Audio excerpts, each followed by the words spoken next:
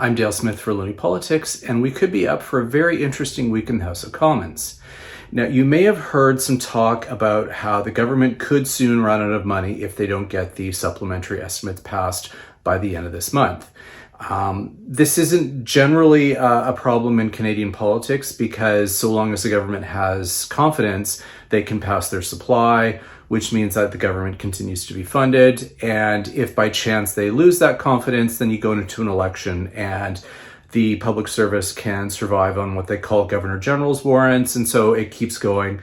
We don't have to worry about a so-called US style government shutdown, even though in this particular situation, you have a lot of reporters who are eagerly waiting to use that phrase in their copy.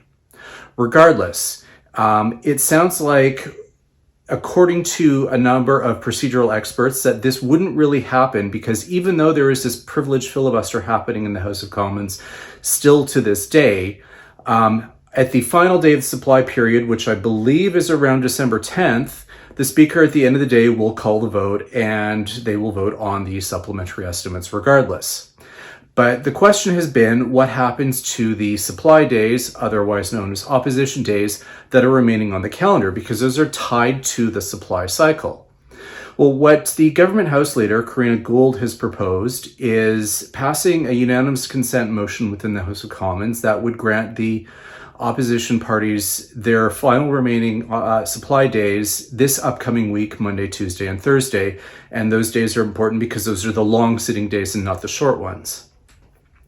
And if the opposition parties go for it, then there will be 3 of these supply days, and you can bet that 2 of them, which are both conservative supply days, will be confidence votes. The NDP also still has one remaining, but I don't expect them to have a confidence vote on theirs. It will likely be something fairly mom and apple pie because they're going to want to get everyone to support it.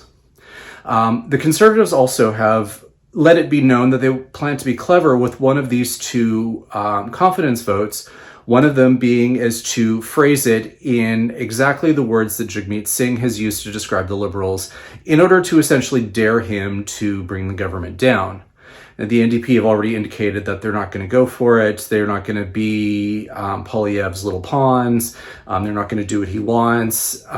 Nevertheless, this will be a chance for Poilievre to essentially try and humiliate Singh. And all of this could all go down this week, which would clear the way for that vote on the supplementary estimates at the end of the supply period before MPs go home for the Christmas break. So will this all happen? Stay tuned to find out. But that's kind of where the state of play is in the House of Commons right now. For Loony Politics, I'm Dale Smith.